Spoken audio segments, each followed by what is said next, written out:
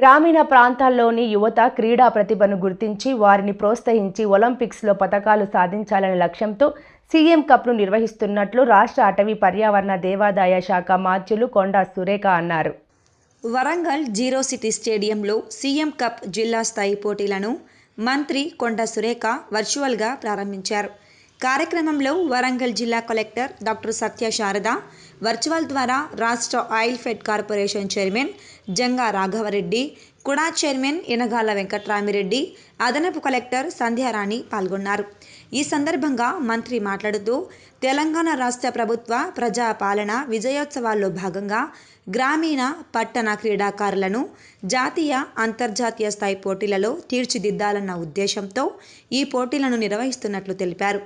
స్వయంగా క్రీడాకారుడైన ముఖ్యమంత్రి రేవంత్ రెడ్డి సారథ్యంలో రాష్ట్ర ప్రభుత్వం క్రీడలకు ప్రాధాన్యమిస్తూ బడ్జెట్లో క్రీడలకు 375 కోట్ల రూపాయలు కేటాయించిందని మంత్రి అన్నారు.